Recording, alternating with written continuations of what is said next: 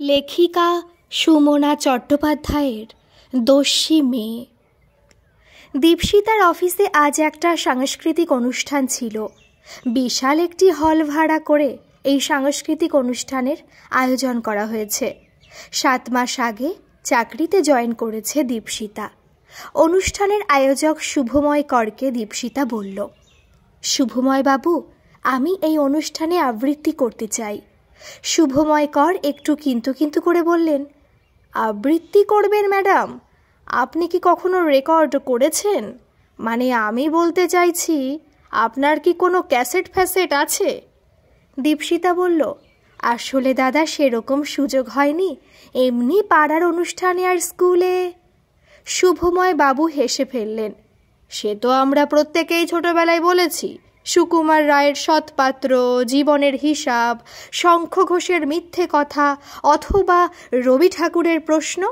আমরা হলাম রবি ঠাকুরের দেশের লোক, বাঙালি মাত্রই হলো সংস্কৃতি প্রেমী, কিন্তু সব সময় কি সেটাকে আমরা মানুষের কাছে উপভোগ্য করে পরিবেশন করতে পারি? কিছু কিছু আবৃত্তি গান বাথরুমেই মানায় বেশি, তাই না? কি জানেন ম্যাডাম, অফিসের সহকর্মী, এমনকি আমাদের স্ত্রীরাও বৎসরকার এই অনুষ্ঠানের পথ চেয়ে বসে থাকে। বড় একজন প্রতিষ্ঠিত গায়ক অথবা গায়িকাকে এই অনুষ্ঠানে নিয়ে আসা হয়, আর আমার তত্ত্বাবধানে যে নাটকটি মঞ্চস্থ হয় সেখানেও কয়েকজন পেশাদার অভিনেতা অভিনেত্রী থাকেন। অফিসের অনুষ্ঠান মনে করে বিষয়টিকে ছেলে খেলা ভাববেন না। দীপশিতা নিরাশ হয়ে, আচ্ছা ঠিক আছে বলে চলে আসতে যাবে। ঠিক সেই সময় সেখানে হাজির হলো অলোকেশ। অলোকেশ স্মিত মুখে বলল, আমার একটা আর্জি ছিল শুভময়দা, ম্যাডাম যদি 10 মিনিট সময় নেন সেটুকু তো তাকে দেওয়া যেতেই পারে। হয়তো এই সুযোগটা ওনাকে না দিলে পরে আমাদেরকে আফসোস করতে হবে। ম্যাডাম যখন এত আত্মবিশ্বাসের সঙ্গে পারফর্ম করতে চাইছেন, তখন তাকে একটা সুযোগ দিলে ক্ষতি কী? তাছাড়া নতুনদের সুযোগ করে দিতেই তো আপনি ভালোবাসেন। কেউ যদি বিরক্তি প্রকাশ করেন, তাহলে না হয় আমরা কেউ পেছন থেকে ম্যাডামকে সেই ইঙ্গিত দেব, তখন উনি স্টেজ থেকে নেমে আসবেন। বলেই দীপশিতার দিকে অলোকেশ জিজ্ঞাসু দৃষ্টিতে তাকালো, কি ম্যাডাম, আপনার তাতে কোনো আপত্তি নেই তো? পেছন থেকে ইঙ্গিত দিলে তাকে তখন নেমে আসতে হবে, এরকম একটা প্রস্তাবে অপমানিত হলেও দীপশিতা ছুঁচো গেলার মতো মুখ করে অফারটা মেনেই নিল। শুভময় কর দীপশিতার দিকে পিটপিট করে তাকিয়ে মিটমিট করে হাসল। শুভময় ভাবছিল, সত্যি মানুষের মধ্যে একটু নাম যশের আকাঙ্ক্ষা যে এত প্রবল, এই সব ঘটনাগুলো স্বচক্ষে না দেখলে ঠিক বিশ্বাস করা যায় না। একজন ইয়াং লেডি মাস্টার্স করেছেন, সম্মানজনক পোস্টে অফিসে চাকরি করতে এসেছেন, তিনি কিনা ওই সিকিউরিটি অলোকেশ রায়ের প্রস্তাবে দিব্যি সম্মতি জানিয়ে দিলেন। দর্শক শ্রোতারা আপত্তি জানালে উনি স্টেজ থেকে নেমে যাবেন? কি সাংঘাতিক! শুভময় কর প্রভাস দাসকে গিয়ে কথাটা বলতেই প্রভাস বলল, আরে শুভময় দা, সমাজে এসব ব্যাধি তো অনেক দিনের। গলায় সুর না থাকলেও সে গায়ক হতে চায়, এক লাইন লিখতে না পারলেও লেখক হবার বাসনা জাগে, বই ছাপাতে চায়। প্রকাশক আর ক্যাসেট কোম্পানির মালিকরাও তার সুযোগ নিচ্ছে, মানুষকে সর্বশান্ত করছে, মেয়েদের সম্মান হানি করছে। আর এটা তো সামান্য ব্যাপার। আমাদের খারাপ লাগলে অলোকেশ ওনাকে স্টেজ থেকে নেমে আসার পরামর্শ দিয়েছে। দেখুন না ব্যাপারটা কোন দিকে যায়। অলোকেশ রায়ের প্রস্তাবে এতটুকু ঘাবড়ে যায়নি দীপশিতা, খুব একটা অপমানিতও কিন্তু হয়নি। মাকে খুব ছোটবেলায়, সেই মাত্র 8 বছর বয়সেই হারিয়েছে দীপশিতা, কিন্তু মায়ের একটা কথা তার আজও মনে আছে। মা তাকে বলেছিলেন, ওরে সকলের সব কথা গায়ে মাখতে নেই, শুনতেও নেই, তাহলে জীবনে বড় কাজ কিছুই করা যায় না। দীপশিতা হাওড়ার ডোম জুড়ে থাকে, এমনিতে ওরা আদতে মেদিনীপুরের লোক। দীপশিতার ঠাকুরদা কলকাতায় চাকরি করতে এসে ডোম জুড়ে 2 কাঠা জমি কিনে ছোট একতলা বাড়ি করেন। দীপশিতার বাবা দীপক পাল একটি প্রাইমারি স্কুলে পড়ান। ওদের বাড়ির পাশেই 4 কাঠা জমির ওপর নস্করদের বিশাল দোতলা বাড়ি। বাজারে ধীমান নস্করের বিশাল 2টি দোকান আছে, একটি কাপড়ের দোকান আর অন্যটি মুদিখানার দোকান। ধীমান নস্করের মেয়ে সুচন্দ্রা নস্কর দীপশিতার সাথে একই ক্লাসে পড়ে। পাশ করতে তার নাভিশ্বাস ওঠে। এদিকে দীপশিতা বরাবর ক্লাসে ফার্স্ট হয়। সুচন্দ্রা সুন্দরী, দীপশিতা সাদামাটা, তবু তাকে হিংসে করে সুচন্দ্রা। সুচন্দ্রা একদিন ঠোঁট বেঁকিয়ে দীপশিতাকে বলেছিল, তোর বাবা মাস্টার মশাই, তাই দিদিমণিরা তোকে বেশি বেশি নাম্বার দিয়ে পাশ করিয়ে দেন বল, নইলে আমি দুজন দিদিমণির কাছে পড়ি আর পরীক্ষায় কিনা তুই বেশি নম্বর পাস। দীপশিতা বলেছিল, তোর মনে হয় মাথার ভেতরে গু আছে। বলেই দীপশিতা তার নাক সুচন্দ্রার মাথার কাছে নিয়ে গিয়ে শুকেছিল। তারপর মুখ বিকৃত করে বলেছিল, এহে সত্যি রে, কীরকম একটা বিচ্ছিরি গু গু গন্ধ বেরোচ্ছে। বলেই রাস্তা থেকে একটা আদলা ইট কুড়িয়ে নিয়ে দীপশিতা বলেছিল, হ্যাঁ রে, এটা দিয়ে তোর মাথাটা ফাটিয়ে দেখবো নাকি কি আছে ভেতরে। সুচন্দ্রা একেবারে হক চকিয়ে গিয়েছিল। পাশ দিয়ে তখন ক্লাস 9-এর বিজয় দাস যাচ্ছিল। তাড়াতাড়ি দীপশিতার হাত থেকে ইটটা কেড়ে নিয়ে ছুঁড়ে ফেলে দিয়ে বলল, কি ডাকাত মেয়ে রে বাবা, দাঁড়া, তোর দাদুকে গিয়ে সব বলছি। বাড়ি ফিরতেই মা দীপশিতাকে বলল, খুব অন্যায় করেছ দীপু। দীপশিতা বলল, সব দোষ বুঝি আমার, আর সুচন্দ্রা যে আমাকে বলল আমার বাবা মাস্টার মশাই বলে স্কুলের দিদিমণিরা আমাকে বেশি বেশি নম্বর দেয়। মা তখন দীপশিতাকে বলেছিল, মানুষ কারণে অকারণে সমালোচনা করবে, মন্দ কথা বলবে, তাই সব কথা গায়ে মেখে উত্তর দিতে নেই, শুনলেও ভুলে যেতে হয়। দীপশিতা গোমরা মুখ করে বসে রইল। দাদু এসে দীপশিতার গাল টিপে দিয়ে বলল, আমার ছোট গিন্নির দেখছি খুব মুড অফ। দীপশিতা বলল, আমার একদম কথা বলতে ইচ্ছে করছে না দাদু, তুমি এখন যাও। দাদু বলল, তাহলে এখন কি করতে ইচ্ছে করছে দিদি? সুচন্দ্রার সাথে মারামারি করতে নাকি কাবডিশ ভাঙতে? ঠাকুমা বলল, কি দোষী মেয়ে রে বাবা, এত মাথা গরম হলে কোনো রাজপুত্র তোমাকে পছন্দ করবে দিদি?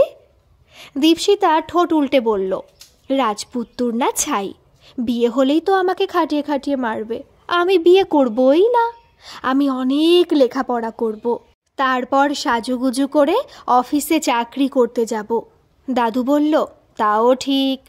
বলেই সুর করে দাদু গেয়ে উঠল, এমন দস্যি মেয়ে কারো হয় নাকি বউ, ঘোমটা পরে কি থাকে? বাংলাদেশের বেশিরভাগ মেয়ের মতো দীপশিতার গায়ের রং শ্যামলা, মুখে স্নিগ্ধতার আলো মেখে দেবতার গ্রাস আবৃত্তি করছে দীপশিতা। অফিসের বৃদ্ধ পিতৃসম ম্যানেজার সুবিনয় চৌধুরী থেকে শুরু করে প্রতিটি স্টাফ, পিয়ন সবাই দীপশিতার প্রশংসায় পঞ্চমুখ। এমনকি তার অফিসের অবাঙালি ডিরেক্টর সাহেব শ্রীকান্ত কাবাডিয়া পর্যন্ত, আরে মিস রায়, আপনি তো বহুত বড়িয়া পারফরমেন্স কিয়া হে বলে একগাল হেসে হাত বাড়িয়ে হ্যান্ডশেক করেছেন। দীপশিতা অভিভূত। দীপশিতা সকলের প্রতি কৃতজ্ঞতায় নতমুখ। এর আগে দীপশিতা তার স্কুলের ফাংশনে কবিতা বলেছে। খুব ছোটবেলায় পাড়ার আবৃত্তি কম্পিটিশনে কবিতা বলে অসংখ্য প্রাইজ পেয়েছে, কিন্তু সেগুলো খুব একটা দীর্ঘ নয়। আজ প্রথম দীপশিতা 5টা বাইরের লোকের সামনে এত বড় বড় 3টে কবিতা বলল। বিশাল হলঘরটা হাততালিতে ফেটে পড়ছিল। শুধু তাই নয়, দেবতার গ্রাস শেষ হবার পর প্রায় সমবেতভাবে অনেকেই তাকে আরও একখানি কবিতা বলার অনুরোধ করল। দীপশিতা বলল, এবার তাহলে একটি ছোটোখাটো কবিতা বলি। প্রতিবাদে মুখর হলেন সহকর্মীরা, না না, একদম না দীপশিতা, আমরা বড়ই শুনব। দীপশিতা মনে মনে যার পরনাই উল্লসিত হলো এবং সুরেলা ছন্দে আবৃত্তি শুরু করল। সন্ন্যাসী উপগুপ্ত মথুরাপুরীর প্রাচীরের তলে একদা ছিলেন সুপ্ত। অভিসার কবিতাটি শেষ হতেই মিসেস চৌধুরী বললেন, বিসর্জন কবিতাটি তোমার কণ্ঠে শুনতে আমার ভীষণ ইচ্ছে করছে দীপশিতা, কারণ নেক্সট ইয়ারের সাংস্কৃতিক অনুষ্ঠানে আমি হয়তো থাকব না। দীপশিতা আবৃত্তি শেষ করার পর মিসেস চৌধুরী তাকে এসে জড়িয়ে ধরলেন। তোমার ট্যালেন্ট দেখে আমি আশ্চর্য হয়ে গেছি দীপশিতা, যেমন তোমার উচ্চারণ তেমনই তোমার বাচন ভঙ্গি, অনুভূতির অপূর্ব বিচ্ছুরণ আলোকিত করেছে তোমার বলার স্টাইলটাকে। আর তোমার মেমারি সম্পর্কে নতুন কিছু নাই বা বললাম? গতকাল প্রায় রাত 12:30 পর্যন্ত এই 3টে কবিতা ছাড়াও আরও 4-5টা কবিতা দীপশিতা আজ ঝালিয়ে নিয়েছিল। রাত 12টা নাগাদ দীপশিতার ভাই দীপাঞ্জন এসে উকি দিয়েছিল। দীপশিতা তখন আবৃত্তি করছিল উদ্দাত্ত কণ্ঠে, কখনো বা ক্যাসেট চালিয়ে শুনছিল তার প্রিয় শিল্পীর কণ্ঠস্বর। সামনে সঞ্চয়িতা খুলে চোখ বুলিয়ে মিলিয়ে নিচ্ছিল প্রতিটি শব্দ। বাইরে আমের মুকুলের গন্ধ অথবা হালকা বৃষ্টির শব্দ, ঝোড়ো হাওয়া, কোনো দিকেই তার মন ছিল না। দীপাঞ্জন যে কখন নিঃশব্দে তার পাশে এসে বসেছে খেয়াল করেনি দীপশিতা। মামনির কণ্ঠস্বরে চমকে মুখ তুলে দীপশিতা পাশে বসে থাকা ভাইকে খেয়াল করল। দিদিকে বিরক্ত করো না বুবুন। দীপাঞ্জনের চোখে মুগ্ধতা দেখে দীপশিতা আপ্লুত হয়। কালো কি সবাই এতটা আবেগঘন হয়ে উঠবে তার কবিতা শুনে? দীপশিতা তার ছোট ভাইয়ের পিঠে হাত রাখে, বলে, কিছু বলবি বুবুন? তোমাকে দেখে এত শ্রদ্ধা হচ্ছে দিদি যে বলে বোঝাতেই পারবো না। কেন রে বাবা, কি মনোযোগ দিয়ে তুমি পড়ছো দিদি। আমি তো পরীক্ষার আগের দিনও এত খাটাখাটুনি করি না। জীবনের সব কাজই গুরুত্বপূর্ণ বুবুন, সে স্কুল কলেজের পরীক্ষার পড়াই হোক অথবা ইন্টারভিউয়ের প্রস্তুতি, কিংবা ধর নিজের বই খাতা গুছিয়ে রাখা। মামনি আবার বলে, তুমি ঘরে গিয়ে আলো নিভিয়ে শুয়ে পড়ো বুবুন, দিদিকে রিহার্সালটা শেষ করতে দাও, দিদি এখনও খায়নি। দীপাঞ্জনের ডাক নাম বুবুন। মায়ের ধমকে বুবুন ছুটে পালালো। মামনি দীপশিতাকে বললেন, একটা কথা বলবো দীপু, তুমি আর বেশি রাত করো না, শুয়ে পড়ো। আমার খাবারটা ঢাকা দিয়ে রেখে তুমিও শুয়ে পড়ো মামনি, আমার দেরি হবে, আমি আরও কিছুক্ষণ। বেশি রাত জাগলে তোমার চোখের তলায় কালি পড়বে দীপু। বলতে গেলে তোমার সারা মুখেই হয়তো কালির ছোপ পড়বে। মুখের স্বাভাবিক উজ্জ্বলতা হারিয়ে গেলে সাজ তেমন খুলবে না। আমি মাথামোটা মানুষ দীপু, স্কুলের গণ্ডিও ডিঙোতে পারিনি, তবু আমার কথাটাকে একবার ভেবে দেখো। আমার কেমন জানি মনে হয় লোকে যখন শিল্পীর স্বর মগ্ন হয়ে শোনে অথবা তার বাজানো কোনো বাদ্যযন্ত্রের সুরের মূর্ছনায় ডুব দেয়, তখন সে শিল্পীর বহিরঙ্গের রূপের প্রতিও মোহিত হতে চায়। তাই অতিরিক্ত পরিশ্রমে তোমার ঔজ্জ্বল্য যাতে ম্লান না হয়ে যায় সেদিকে খেয়াল রেখো। দীপশিতা মামনির কথার প্রতিবাদ করতে পারে না। দীপশিতা জানে শুধু শিল্পীর চোখ মুখের আবেদন নয়, স্টেজে তার মার্জিত প্রবেশ, এমনকি শিল্পীর দাঁড়ানো অথবা বসার ভঙ্গি যদি দর্শককে আকৃষ্ট করতে না পারে তাহলে সবটুকুই বৃথা। মামনির কথা যথেষ্ট যুক্তিপূর্ণ মনে হলেও সঙ্গে সঙ্গে ওঠে না দীপশিতা। আরও কিছুক্ষণ সে প্র্যাকটিস করে। খুব যে প্রয়োজন ছিল তা হয়তো নয়, কিন্তু মামনির কোনো অনুরোধ অথবা ডাকে সে সঙ্গে সঙ্গে সাড়া দেয় না, খানিক গড়িমসি করে। দীপশিতার মনে হয় এভাবে অল্প স্বল্প অবজ্ঞা করলে মহিলা তেমন সুবিধে করতে পারবে না। আসলে দীপশিতার মনে এখনও এক ধরনের ভয় কাজ করে, গুরুত্বহীন হয়ে পড়ার ভয়, অবহেলিত হবার শঙ্কা, অত্যাচারিত হবার অমূলক ভীতি আজও আষ্টে পৃষ্ঠে জড়িয়ে রাখে দীপশিতাকে। 14 বছর পরেও বাবার দ্বিতীয় স্ত্রীর সাথে কিছুতেই দীপশিতা সহজ হতে পারেনি। হ্যাঁ, বাবার দ্বিতীয় স্ত্রী, এইটাই তার অমৃতার প্রতি ধারণা। মুখে মামনি বলে বটে সে শুধু কিছু একটা বলে ডাকতে হবে বলে, শব্দটা তার কাছে শুধুই একটা সম্বোধন মাত্র। মা নেই বলে বাবার নতুন বউকে সে কোনোদিন মা ভাবতে পারবে না। দীপশিতা তখন ক্লাস 3তে পড়ে। তার আনন্দ আর ধরে না। দাদু ঠাকুমা দীপশিতাকে বলেছিল তার ভাই হবে, ভাই হোক বা বোনু, কারো ওপর খবরদারি করতে পারবে। এটা ভেবেই দীপশিতার মন পুলকিত হয়ে উঠত। কিন্তু ভগবান বোধহয় সবচেয়ে হিংসুটে, তিনি যেন কারো সুখ কিছুতেই সহ্য করতে পারেন না। দীপশিতা তখন স্কুলে ছিল। স্কুল থেকে ফিরে দুঃসংবাদটা শুনেছিল মা কলতলায় পড়ে গেছেন। তাকে হাসপাতালে ভর্তি করা হয়েছে। হাসপাতাল থেকে মায়ের আর বাড়ি ফেরা হয়নি। দীপশিতা শুনেছে তার এক পিসি ছিল, খুব ছোট অবস্থাতেই সে মারা গিয়েছিল। পিসির হার্ট খুব দুর্বল ছিল। দাদু বোধহয় তার এই পুত্রবধূটিকে তার মৃত কন্যার আসনে বসিয়েছিলেন। তাই মা চলে যাবার আঘাতটা দাদুর হৃদয় সহ্য করতে পারেনি। মাত্র মাসখানেকের মধ্যেই তিনি চলে গেলেন তারার দেশে। পরপর 2টি মৃত্যু দেখে ঠাকুমা বাতের ব্যথায় প্রায় পঙ্গু হয়ে পড়েছিলেন। ঘরে তখন চরম বিশৃঙ্খল অবস্থা। বাবা স্কুল যাবার আগে হাত পুড়িয়ে রান্না করেন কোনো রকমে, কিন্তু ঠাকুমাকে কে দেখবে সারাদিন? বৃষ্টি এলে জামাকাপড় ভিজে যায়, স্কুল থেকে ফিরে দীপশিতা একদিন ভাবল জল ঢালা ভাতের সঙ্গে আলু ভাজা খাবে। ঠাকুমা বলল, আমি যেভাবে বলে বলে দেব সেটা বুঝে যদি তুই আমায় আলু কেটে দিতে পারিস তাহলে আমি আস্তে আস্তে উঠে গিয়ে ভাজা বসিয়ে দিচ্ছি, কিন্তু নিচে বটি পেতে আমি বসতে পারবো না। দীপশিতা কোনো কাজেই চট করে পিছিয়ে আসার পাত্রী নয়। সে রাজি হয়ে গেল, কিন্তু ফালি করে আলু কাটতে গিয়ে দীপশিতা নিজের বুড়ো আঙুলটাই ফালা করে কেটে ফেলল। বাড়িতে ফিরে দীপশিতার হাতে ব্যান্ডেজ দেখে বাবা ভীষণ রাগারাগি করলেন। ঠাকুমা বলল, তোকে তো সেই কবে থেকে বলছি বাবা, এবার একটা বিয়ে কর। তোর মেয়েকে শাসন করার জন্য একজন মানুষের দরকার, এই দস্যি মেয়েকে সামলানো আমার কম্য নয়। পাশের পাড়ার অমৃতা সর্দারের সাথে বিয়ের সম্বন্ধ করে অনেক দিন ধরেই ঘটক মশাই ঘুরঘুর করছিল। মেয়েটার বাপ মা নেই, দেখতেও তেমন সুশ্রী নয়। মেয়েটাকে আপনি উদ্ধার করুন মাস্টার মশাই, নইলে ওর মামা মামি নিশ্চয়ই ওই মাতাল বুড়ো নিতাই কর্মকারের গলায় মেয়েটাকে ঝুলিয়ে দেবে। বিয়ের দুদিন আগে সুচন্দ্রা দীপশিতাকে বলল, খুব মেজাজ তোর, এইবার সৎমা এসে মজা দেখাবে তোকে। দীপশিতা নিজে যথেষ্ট ভয়ে ভয়ে ছিল। ঠাকুমার কাছে দীপশিতা রাক্ষসী সৎমার অত্যাচারের অনেক গল্প শুনেছে, তবু জোর দিয়ে বলল, মোটেই না, আমি শুনেছি সে খুব অসহায়, ভীষণ ভালো মানুষ। বলে এক ফুৎকারে দীপশিতার কথা উড়িয়ে দিয়ে সুচন্দ্রা বলেছিল, তুই কিছুই জানিস না, ওই সব ভালো ভালো কথা বলে তোকে তোর বাবা ঠাকুমা টুপি পরিয়েছে। সিনেমায় দেখিসনি সৎমারা সারাদিন বাসন মাজায়, কাপড় কাচায়? এবার থেকে ঘরের সব কাজ তোকেই করতে হবে। তারপর যখন তার নতুন মায়ের কোলে ভাই আসবে তখন তো আর তোকে কেউ চিনতেই পারবে না, ভাইয়ের আয়া হয়ে যাবি তুই। পড়া টড়া সব বন্ধ হয়ে যাবে তোর, ঠিক হবে, বেশ হবে। লেখাপড়ায় ভালো বলে তোর তো খুব অহংকার, তাই না? মুখরা দীপশিতা সেদিন চুপ করেছিল। তারপর ছুটে গিয়ে স্কুলের কল থেকে আজলা ভরে ভরে জল নিয়ে নিজের মুখে চোখে ঝাপটা দিয়েছিল বারবার। আর মনে মনে একটা প্রতিজ্ঞাও করেছিল দীপশিতা, নতুন মাকে সে মোটেও পাত্তা দেবে না, 10 বার ডাকলে তবে সে সাড়া দেবে। মামনির কোলে ভাই আসার পর দীপশিতার মনে হয়েছিল সেই ভাইটাই এসেছে, ঠিক 2 বছর আগে যার আসার কথা ছিল।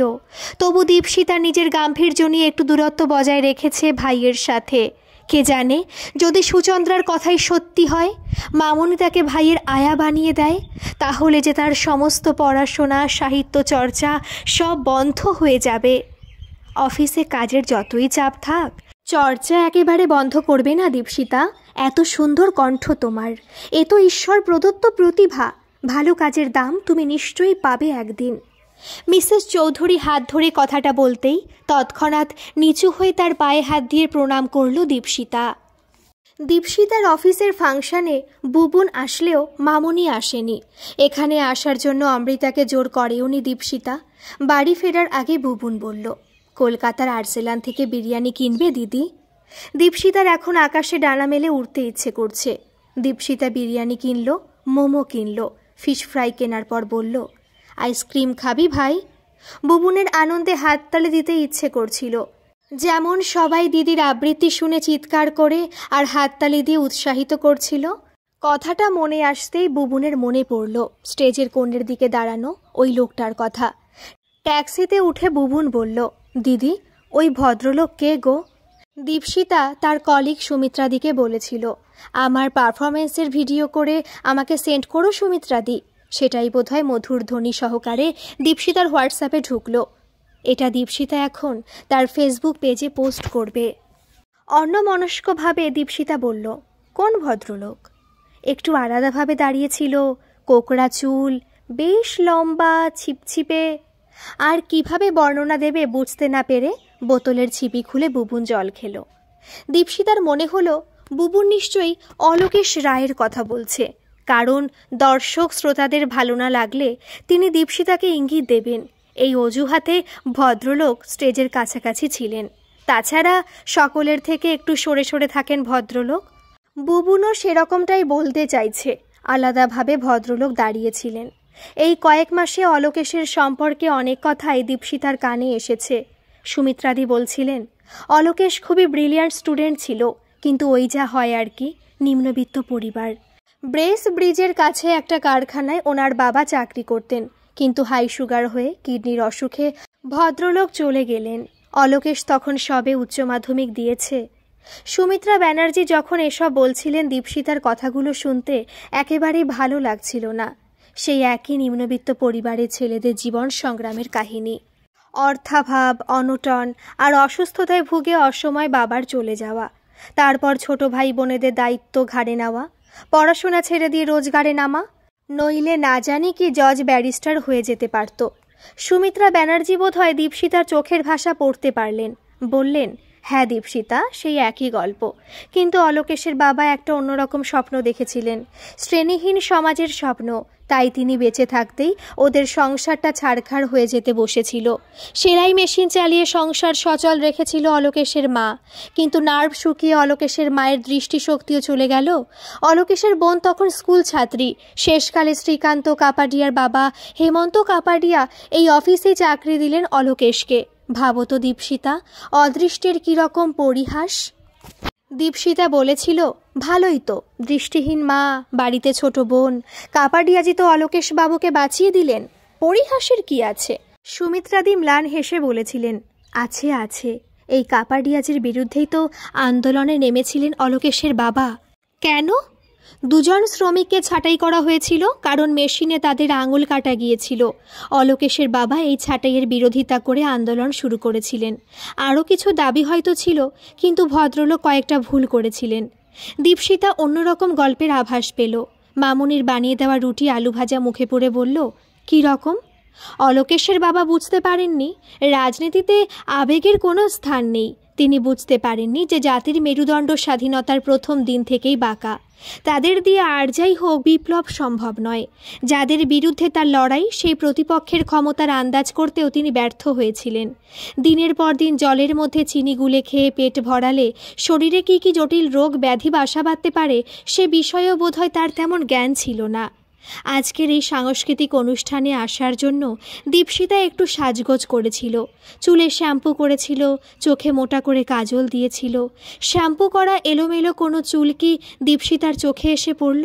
চোখটা একটু যেন জ্বালা করে উঠল হঠাৎই। নিজেকে সামলে নিল দীপশিতা, কারণ চোখের জলে কাজল যদি ধেবড়ে যায় তাহলে মুখটা বিশ্রী দেখাবে। এলোমেলো চুল হাত দিয়ে গোছ করতে করতে দীপশিতা বলল, তোর কথা শুনে মনে হচ্ছে ওনার নাম অলোকেশ রায়। হঠাৎ তার কথা জিজ্ঞাসা করছিস কেন? বুবুন দিদিকে খুব ভয় পায়। ঢোক গিলে বলল, তুমি স্টেজ থেকে নেমে আসার পর সবাই তোমার কত প্রশংসা করছিলেন, কিন্তু উনি চুপ করেই দাঁড়িয়েছিলেন, শুধু দূর থেকে তোমার দিকে তাকিয়ে মাথা নেড়ে হেসেছিলেন। এমনকি কি বলতে চাইছিস বলবি তো? অসম্পূর্ণ কথা শুনতে আমার ভালো লাগে না বুবুন। বুবুনের এবার ভীষণ ভয় করছিল, কেন যে খামোখা এই সুখের মুহূর্তে লোকটার কথা দিদিকে বলতে গেল। এই ভদ্রলোক দিদির কবিতা শুনে হাততালি দেয়নি শুনলে দিদি হয়তো আরও ক্ষেপে যাবে। বুবুন দেখেছে দিদি স্তবকতা শুনতেই বেশি ভালোবাসে, সমালোচনা শুনতে দিদি মোটেই পছন্দ করে না। বুবুন চটপট বলে দিল, না গো দিদি, আমার ভুল, আমি মনে হয় ঠিক দেখতে পাইনি। উনি নিশ্চয়ই হাততালি দিয়েছেন। কত লোক, সকলকে কি লক্ষ্য করা সম্ভব? দীপশিতা গম্ভীর মুখ করে ট্যাক্সি চালককে বলল, একটু এগিয়ে বাদিকে গাড়িটা দাঁড় করাবেন দাদা। দীপশিতার জিভের আনাচে কানাচে এখন নিমের পাচন খাবার মতো স্বাদ। অফিসে ঢোকার আগেই লিফটের সামনে দীপশিতার দেখা হয়ে গেল অলোকেশের সাথে। নিজেকে কি মনে করেন ভদ্রলোক? হাততালি দিলে কি ওনার মান চলে যেত? আসলে স্রেফ হিংসা। এই জন্যই এই বাঙালি যাত্রার কিচ্ছু হলো না। হিংসে করে করেই শেষ হয়ে গেল। অথচ এই লোকটার বিশেষ অনুরোধেই তো শুভময় কর তাকে মঞ্চে ওঠার অনুমতি দিয়েছিলেন। আসলে উনি ভেবেছিলেন সবাই দীপশিতার কবিতা শুনে বিরক্ত হবে, নতুবা কবিতা বলার সময় দীপশিতা কবিতার পংক্তি ভুলে গিয়ে চরম অপদস্থ হবে, আর উনি তখন দীপশিতার উদ্ধারকর্তার ভূমিকায় অবতীর্ণ হবেন। আসলে কথা হলো, নিজে তো জীবনে কিছুই করতে পারেনি, করতে পারবেও না কোনো দিন। তাই অন্যের সাফল্য দেখে ঈর্ষান্বিত হয়েই এদের জীবন কাটে। গতকাল রাতে এসব কথাগুলো কাটার মতো খচখচ করে কেবলই বিদ্ধ করেছে দীপশিতাকে।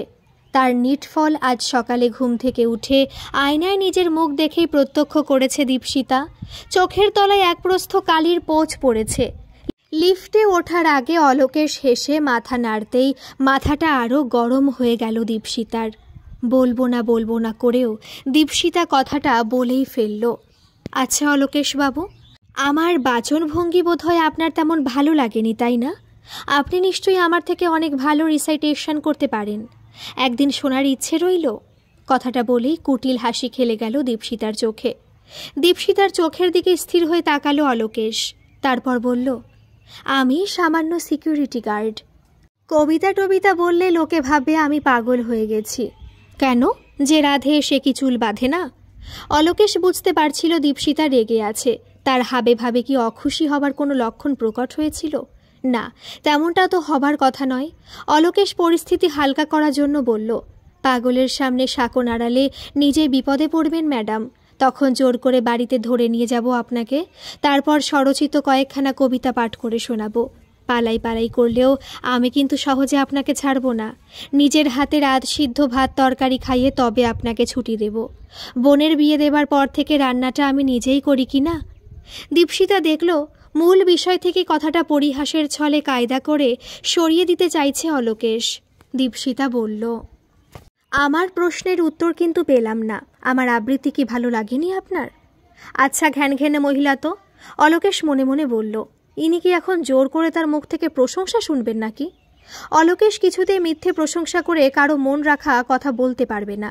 তাই ৭-৫ না ভেবে অলোকেশ সোজাসুজি বলে দিল, খুবই সুন্দর আপনার উচ্চারণ, কিন্তু অনুভূতি প্রকাশের সময় নিজস্ব স্বকীয়তা বজায় রাখতে পারলে ভালো হয়। কারণ আপনার মধ্যে যে শিল্পীর প্রভাব আমি লক্ষ্য করেছি, তিনি তার জীবনে কোন আবেগ অর্থাৎ কোন অভিমান বা ভালো লাগাকে মূর্ত করেছেন তার স্বরক্ষেপণে, সেটা তো আর আপনার জানবার কথা নয়। তাই নিজস্ব অনুভূতি যদি প্রকাশ করতে পারেন, তবে আমার মনে হয় সমগ্র পরিবেশনাটি আরও অনেক বেশি জীবন্ত হয়ে উঠবে। আমি কাউকে নকল করি, আপনি এটাই বলতে চাইছেন তো? যেখানে প্রতিটি লোক মুগ্ধ হয়েছেন, সেখানে আপনি বোধহয় আমার বিরুদ্ধে এত বড় অভিযোগ আনলেন। স্বয়ং ম্যানেজার বাবু আমার প্রশংসা করেছেন, এমনকি শ্রীকান্ত কাপাডিয়া আমাকে এনকারেজ করেছেন। সেটাই তো এখানে মূল কথা, অলোকেশ মনে মনে বলল। একজন সুন্দরী আর যুবতী মহিলার কণ্ঠস্বরিত কাপাডিয়াকে মুগ্ধ করার জন্য যথেষ্ট। কবিতার মানে বোঝারও তো কোনো প্রয়োজন নেই। বাংলা ভাষা কতটুকু বোঝেন উনি? ম্যানেজার বাবুর বয়স হয়েছে, দীপশিতা তার মেয়ের মতো, উৎসাহ তো দিতেই পারেন। আর বাকিরাই দুজনকে অনুসরণ করে বাহবা দেবে, এতে আর আশ্চর্য কি? কিন্তু কোনো অবস্থাতেই কারো পদলেহন করে চলা অলোকেশের পক্ষে অসম্ভব। দীপশিতার কথার উত্তর না দিয়ে অলোকেশ মাথা নিচু করে দাঁড়িয়ে রইল। একটু ভেবে নিয়ে বলল, তাই তো, এত সমাজদার লোকেরা আপনাকে প্রশংসা করেছেন। আমার মতো একটা উচ্চ মাধ্যমিক পাশ লোক কি বলল না বলল, তাতে কি আসে যায় বলুন? দীপশিতা আর কথা বাড়ালো না। ভদ্রলোকের অপছন্দের কারণটা যে জানা গেল, সেটাই যথেষ্ট। অলোকেশের অনমনীয় মনোভাব দীপশিতার মনে বেশ জ্বালা ধরালো। তারপর ভাবল, যে লোকটা নিজের অন্নদাতাকে পর্যন্ত সম্মান করতে পারে না, তার কাছ থেকে এর চেয়ে আর কত ভালো ব্যবহার আশা করা যায়? কাপাডিয়াজির সম্পর্কে সমজদার কথাটা অলোকেশে যে বিদ্রুপ করেই বলেছে, সেটুকু বুঝতে দীপশিতার কোনো অসুবিধা হয়নি। কারণটা খুবই স্পষ্ট। কাপাডিয়াজি বাংলা মোটেই বোঝেন না, কিন্তু পরক্ষণে আবার মনে হলো রবীন্দ্রনাথের কবিতা কত ভাষায় অনুবাদ হয়েছে, উনি নিশ্চয়ই পড়েছেন। সেই ভাবনা থেকে নিশ্চয়ই কাপাডিয়াজি তাকে অ্যাপ্রিসিয়েট করেছেন। এটাই আসল কথা, কাপাডিয়াজি প্রশংসা করেছেন, আর সেটাই হলো অলোকেশের ঈর্ষার আসল কারণ। দীপশিতা চেয়ারে বসে দেখল প্রভাসদা বিমলদার মুখেও কালো ছায়া। অথচ দেখো, সুমিত্রাদি স্নিগ্ধাদি এনারা মহিলা হয়েও দীপশিতার দিকে হাসি হাসি মুখেই তাকালো। গতকাল প্রচুর প্রেরণাও দিয়েছেন। কে বলে মেয়েরা বেশি হিংসুটে? পুরুষ যাত্রার মতো এত আত্মকেন্দ্রিক, কর্তৃত্বপরায়ণ আর স্বার্থপর মহিলারা মোটেই নয়, মনে মনে ভাবল দীপশিতা। লাঞ্চ ব্রেকের সময় স্নিগ্ধাদি বলল, বিয়ের পর এসব এক্সট্রা কারিকুলার অ্যাক্টিভিটি উনুনের আগুনে আহুতি দিতে হবে দীপশিতা। তখন দেখবে এই চাকরি টিকিয়ে রাখাটাই হবে একটা মস্ত বড় চ্যালেঞ্জ। তারপর তো গান, কবিতা। দীপশিতা বলল, বিয়ে যে করতেই হবে এমন কোনো আইন আছে নাকি ভারতবর্ষের সংবিধানে? আমাদের বাপ মাদের কাছে একটা অলিখিত সংবিধান আছে দীপশিতা, সেখান থেকে কি সহজে নিষ্কৃতি পাবে তুমি? দীপশিতা বলল, বাবা নেই, আজ 2 বছর হয়ে গেল। দীপশিতা তখন সবে কলেজ পাশ করেছে। বাবা একটি সম্বন্ধ নিয়ে এসেছিলেন। পাত্রের মা এটা সেটা কথা বলার পরেই দীপশিতাকে একখানি কবিতা আবৃত্তি করার কথা বলতে দীপশিতা বলেছিল। বাড়িতে গিয়ে রেডিও চালিয়ে শুনে নেবেন। বলাই বাহুল্য, এরপরেই তারা অপমানিত হয়ে প্রস্থান করেছিলেন। তারা চলে যাবার পর বাবা চোখ লাল করে দীপশিতাকে বকাবকি করতে এসেছিলেন। দীপশিতার সামনে তখন মামনি ঢাল হয়ে দাঁড়িয়েছিলেন। স্নিগ্ধা বলল, হ্যাঁ তা জানি, কিন্তু মা কি ছাড়বেন তোমাকে? মেয়েকে পাত্রস্থ করার বিষয়ে বঙ্গদেশীয় মাতাশ্রীরা পিতাশ্রীদের তুলনায় আরও অনেক বেশি তৎপর। যা বলেছ স্নিগ্ধা, সুমিত্রা বলল। আমাদের মায়েরা যেন মেয়েকে বেশি বোঝা ভাবেন, যেভাবে হোক বিয়ে দিয়েই কর্তব্য সেরে ফেলতে চান। আমার এক বন্ধুর কথা যখনই মনে পড়ে এত খারাপ লাগে। কি চমৎকার গান গাইতো চন্দ্রকলা। তাকে দেখতে এসে বর বলল, উজবুকটা নাকি চন্দ্রকলা চোখে গানের সুর দেখতে পাচ্ছে। কিন্তু বিয়ের প্রথম সে স্ত্রী চোখে নিজের ভোগ সুখ আর বাসনা মেটানোর ঝঙ্কার ছাড়া কিছুই আবিষ্কার করতে পারল না। এরপর আছে শাশুড়ির অত্যাচার। হারমোনিয়াম নিয়ে বসতে দেখলেই তার নানা কাজ মনে পড়ে।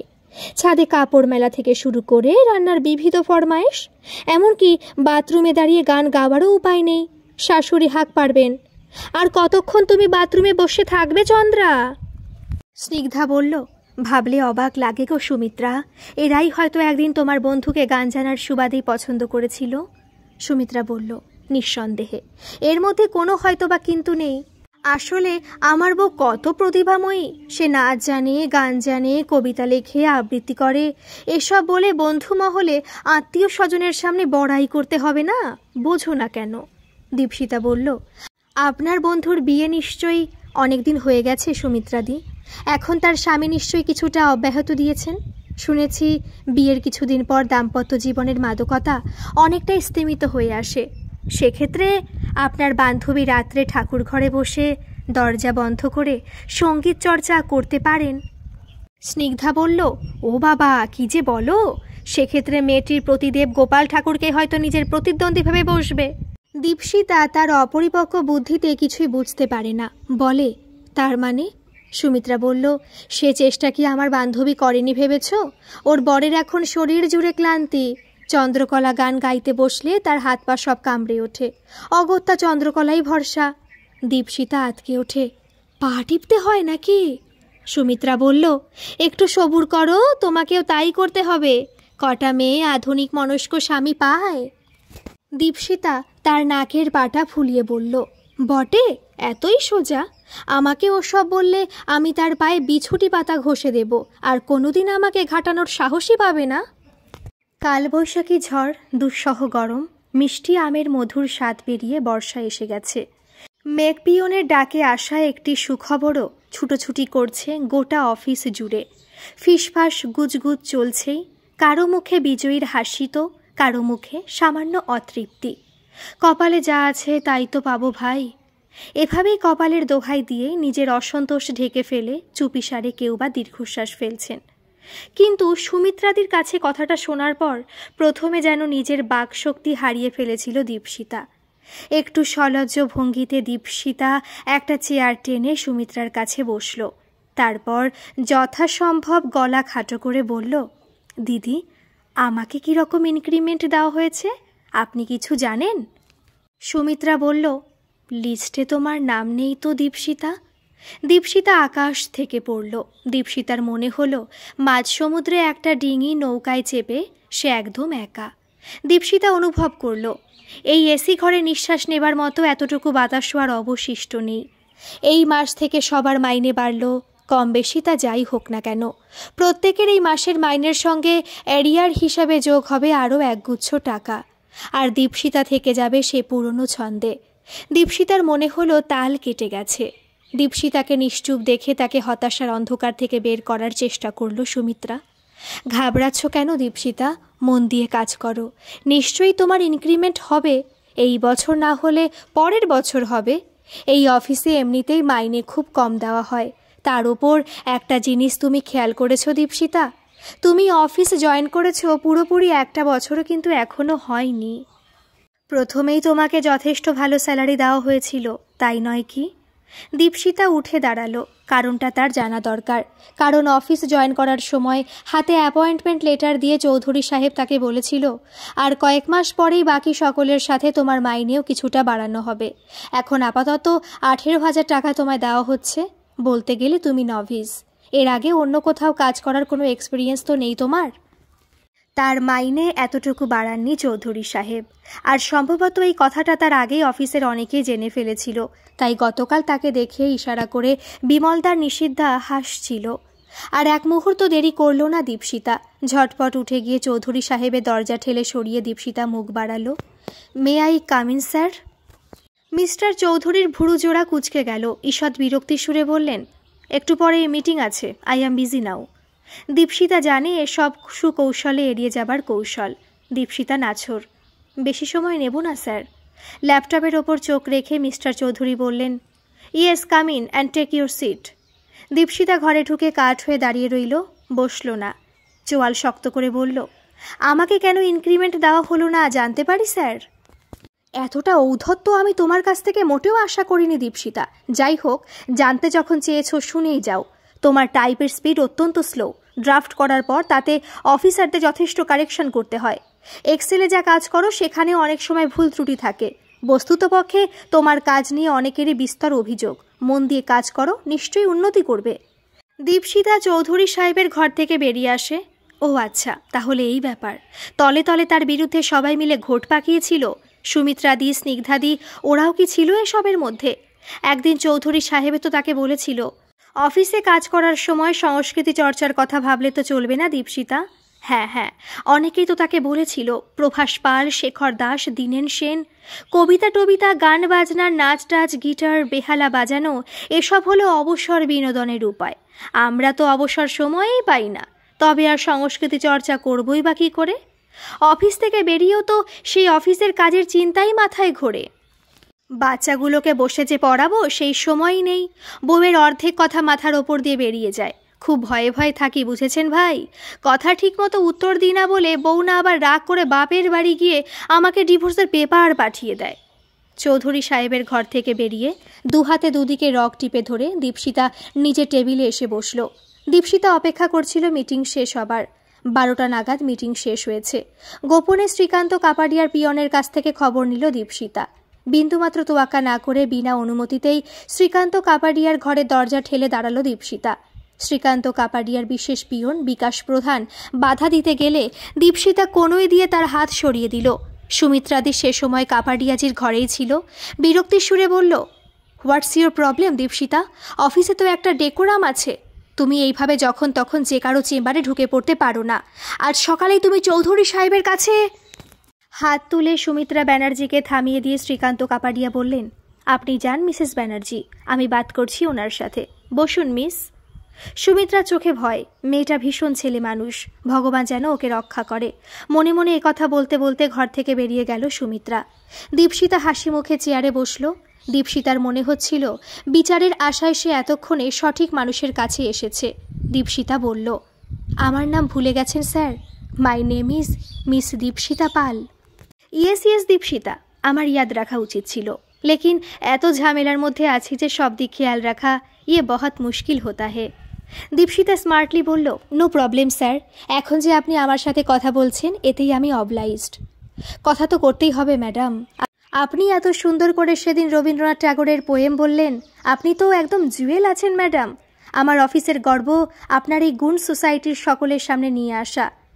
একটা ক্যাসেট বার করতে হবে, অ্যাজ সুন অ্যাজ পসিবল। ভাঙা ভাঙা বাংলায় শ্রীকান্ত কাপাডিয়া বলল। এ তো যাকে বলে মেঘনা চাইতেই জল, মনে মনে বলল দীপশিতা। ক্যাসেট বের করার স্বপ্নই তো আজীবন দেখেছে সে। বাবার কথা, মায়ের কথা, দাদু ঠাকুমার কথা এখন খুব মনে পড়ছে দীপশিতার হঠাৎ মনে হলো মাইনে বাড়ানোর ব্যাপারটা ধামাচাপা দেবার জন্য এটা আবার নতুন কোনো চাল নয় তো। কোনো রকম ভনিতা না করে দীপশিতা মূল প্রসঙ্গে এলো। আমার ক্যাসেট বের করার ব্যাপারে আপনি যদি সহযোগিতা করেন সেটা তো আপনার বিরাট মহানুভবতার পরিচয় হবে। আমার সেদিনের পারফরমেন্স যে আপনার মনে আছে, এজন্যই আমি আপনার কাছে যথেষ্ট গ্রেটফুল। কিন্তু এখন আমি একটা অন্য ব্যাপারে কথা বলতে এসেছি। আমাকে কোনো ইনক্রিমেন্ট দেওয়া হয়নি। কাপাডিয়া মুখ দিয়ে চুকচুক করে একটা শব্দ করলেন। এটা তো খুব বড় গালতি হয়ে গেল। আসলে স্টাফদের ইনক্রিমেন্টের ব্যাপারটা অফিসারদের সাথে ডিসকাস করে চৌধুরী সাহেব নিজের ডিসিশন নেন তো। ওকে, আপনি যখন এসেছেন আমার কাছে তখন তো আমাকে ব্যাপারটা দেখতেই হবে। সেদিনের মতো কাপাডিয়ার ঘর থেকে বেরিয়ে এলো দীপশিতা। ঘর থেকে বেরিয়ে আসার পর দীপশিতার মনে হলো অনেকগুলো অবাক চোখ তাকে পর্যবেক্ষণ করছে। দীপশিতা পাত্তা দিল না। যারা পেছন থেকে ছুরি মেরে ম্যানেজমেন্টের কাছে চুকলিবাজি করে তার পদোন্নতি আটকে দিয়েছিল তাদের দিকে না তাকানোই ভালো। কাপাডিয়াজি এবার নিজে পুরো বিষয়টা দেখবেন। ষড়যন্ত্র করে তোরা আমার ঘণ্টা করবি, মনে মনে বলল দীপশিতা। শ্রীকান্ত কাপাডিয়ার ঘরে এখন বেশ ঘন ঘন ডাক পড়ে দীপশিতার। কাপাডিয়াজি তার কাজকর্মে বেশ খুশি হয়েছেন। লিফট থেকে দুজনকে প্রায় একসাথে নামতে দেখে অলোকেশ রায়। একদিন কাপাডিয়াজির কান বাঁচিয়ে অলোকেশ দীপশিতাকে ফিসফিস করে বলল, সাবধানে যাবেন। অলোকেশের গা থেকে ঘামের একটা বোটকা গন্ধ পেল দীপশিতা। মনে মনে বলল, এই লোকটিও কম নয়, কানের গোড়ায় এসে তাকে সাবধান করছে। ছি ছি, কাপাডিয়াজির চোখে পড়লে উনি কি ভাববেন? একটা সিকিউরিটি গার্ড দীপশিতার কানে কানে কথা বলছে। কোনো ক্লাস নেই দীপশিতার, কোনো স্ট্যাটাস নেই। তুই তোর নিজের ঘর সামলা না, আমাকে নিয়ে তোর ভাবা দরকারিটা বা কি? ঈর্ষা যে মানুষকে কত নিচে নামিয়ে দেয় কে জানে বাবা। মুখে কিছু বলল না দীপশিতা। যতই হোক এই লোকটাই তাকে প্রথম স্টেজে ওঠার সুযোগ করে দিয়েছিল। সৌজন্যমূলক একটু হেসে দীপশিতা শ্রীকান্ত কাপাডিয়ার গাড়িতে উঠে বসল। 5,000 টাকা মাইনে বেড়েছে দীপশিতার। মামনিকে সুখবরটা দিতে তিনি বলেছিলেন, একসাথে এত টাকায় ইনক্রিমেন্ট দেওয়া হয়েছে তোমাকে। দীপশিতা সন্দিগ্ধ স্বরে বলেছিল, তুমি খুশি হওনি মামনি? অবশ্যই খুশি হয়েছে দীপু, ছেলে মেয়েদের উন্নতিতেই তো বাপ মার সুখ আনন্দ। কিন্তু আমি সবসময় ওই মাসির কান কামড়ে দেবার গল্পটা মনে রাখি। ছেলে মেয়ে বিপথে যাচ্ছে কি না সেটা দেখাও তো মায়ের কর্তব্য।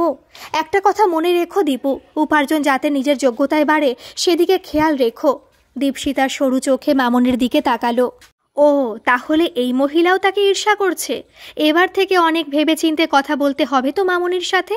ঈর্ষা এক ভয়ঙ্কর ব্যাধি, মনে মনে বলল দীপশিতা। 7-5 ভেবে দীপশিতা স্থির করল তার ক্যাসেট বেরোনোর ব্যাপারটা সে বেমালুম চেপে যাবে সকলের কাছে। মামনিকেও কিচ্ছুটি জানাবে না। পার্ক স্ট্রিটের একটা হোটেলে বুধবার দিন ঠিক বেলা 2টোর সময় দীপশিতাকে দেখা করতে বলেছেন কাপাডিয়াজি। রুম নাম্বার দিয়ে দিয়েছেন। ওই রুমেই কাপাডিয়াজি এক বিখ্যাত ক্যাসেট কোম্পানির মালিককে নিয়ে দীপশিতার জন্য অপেক্ষা করবেন।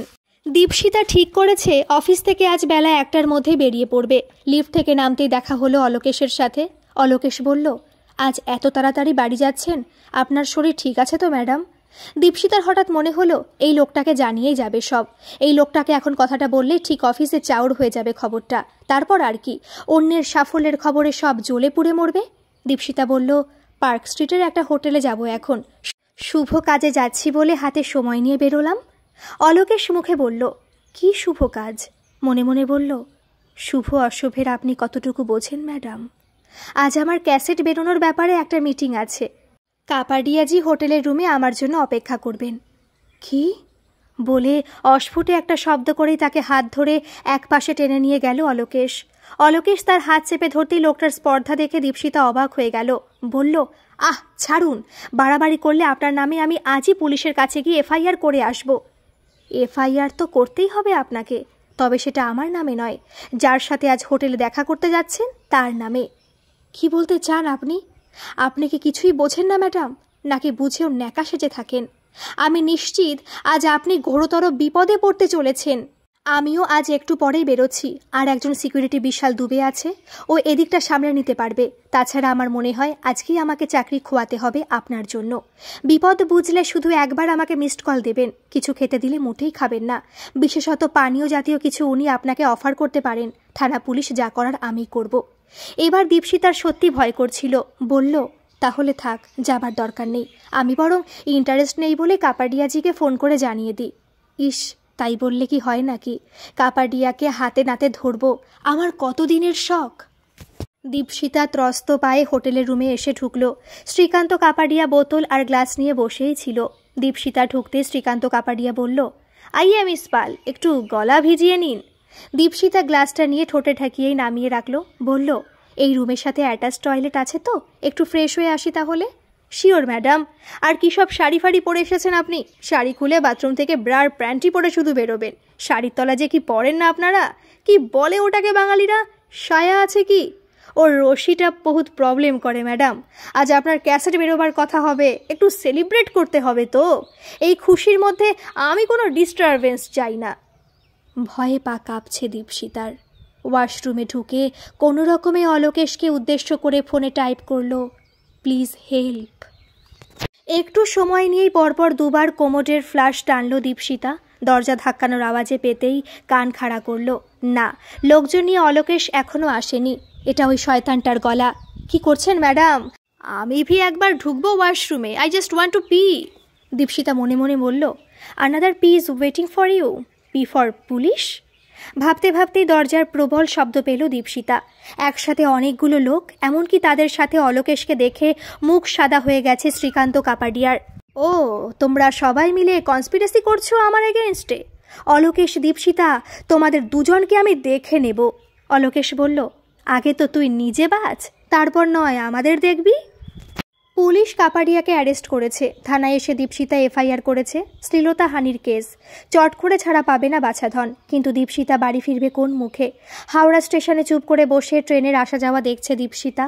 দীপশিতার মনে হচ্ছে সুচন্দ্রার নয়, তার মাথা থেকেই এতদিন ধরে গুগু গন্ধ বেরোতো। হঠাৎই কাঁধের ওপর একটা হাতের স্পর্শে চমকে তাকায় দীপশিতা। অস্ফুটে বলল, আপনি? আমাদের অফিসে ডাকাবুকো দস্যি মেয়েটা এমন কেন্নর মতো কুকড়ে গেল কেন? দীপশিতা মুখে হাত চাপা দিল। আমি সুইসাইড করব। অলোকেশ দীপশিতার পাশে এসে বলল, তাই বললে কি হয় নাকি? আমি কত আশা করে বসে আছি একটা চায়ের দোকান দেব, সারাদিন চা পাউরুটি ঘুগনি বেচে রাতে বাড়ি ফিরে বউকে হাত পা টিপে দিতে বলবো। অবশ্য আমার একটু সংস্কৃতি মনস্ক বউয়ের খুব শখ, হাত পায়ের আরামের সাথে একটু কবিতা টবিতা শুনবো। দীপশিতা অলোকেশের পিঠে কিল মেরে বলল, তাই বুঝি? কিন্তু আমিও তো আশা করে বসে আছি যে আমার পায়ে ধরে সেধে কেউ যদি তার ঘরের বউ করে নিয়ে যায়, তবেই আমি বিয়ে করব। আমি আবার দস্যি মেয়ে কি না? গল্পটি যদি ভালো লাগে প্লিজ একটা সাবস্ক্রাইব করে দেবেন। আর গল্পটি কেমন লাগলো অবশ্যই কিন্তু একটা কমেন্ট করে জানাবেন। ধন্যবাদ।